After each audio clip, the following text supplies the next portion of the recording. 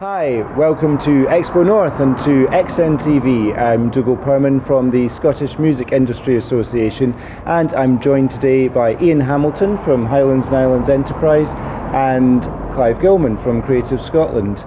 And it's a wonderful day, glorious weather, and anticipating a great turnout, and the vibrancy already getting going in the convention. I'm excited about it, as I'm sure you both are, but I'm intrigued by the cultural tourism strand that's happening at this year's convention.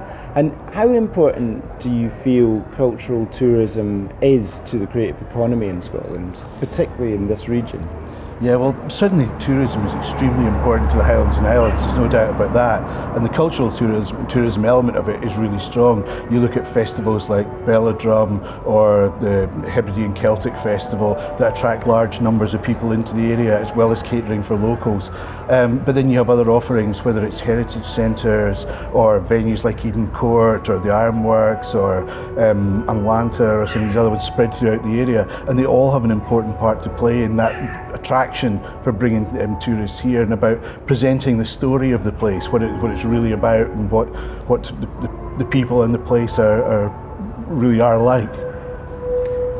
Clive, what can creative industries, practitioners and businesses do to take advantage of that opportunity that cultural tourism brings? Yeah, I mean, there's lots of ways in which that can happen. I think we know that people who are visiting places want to have authentic experiences. They want to engage with something that reflects that local culture, and that means that kind of musicians, artists, performers all have got an opportunity to share some of the expression of what it is that they do, and that grows their audiences, but it also grows the sense of value that people get from making a visit to a place, beyond the landscape and beyond the built environment, to actually having a connection with that kind of living environment as well.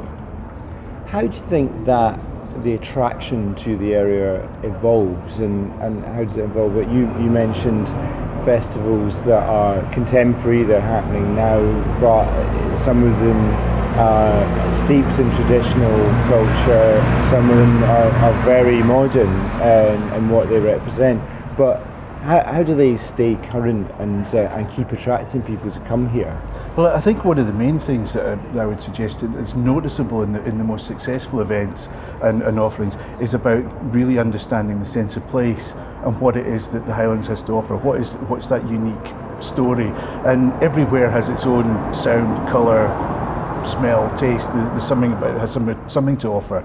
But we have a pretty unique offering here that does go back to very traditional elements that people do want to get involved in and to see, but also leads them into much more contemporary activity as well. And also a lot of the art forms and things that are going on have changed and modified as you go. You can go from Pembroke to Red Hot Chili Peppers or something, just in terms of the style. It encompasses such a wide range of things. What's the commercial potential, do you think, for creative industries in this region? How can you exploit that without compromising the art in the first place?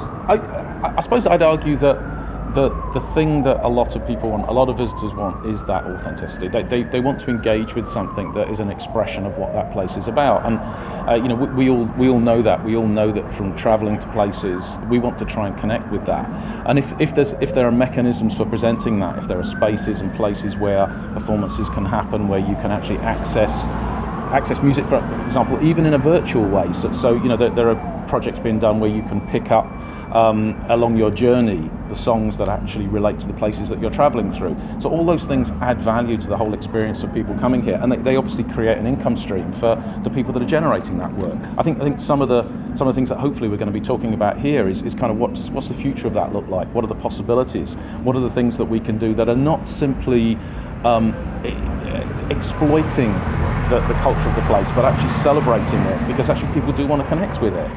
I think just following on from what Clive was saying, it's also, I hope will come up today, is about the actual skills and services that creative people can offer to non-creative businesses as well. So whether that's the hotels or other kind of tourism offerings, who better to help you tell the story or to get that message out or to present things than folk working in the creative sector, because that's what they do. So they have that ability to offer something different to any kind of tourism business.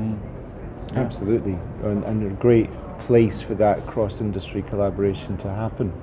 Well, thank you both very much. Thank you. Thank you.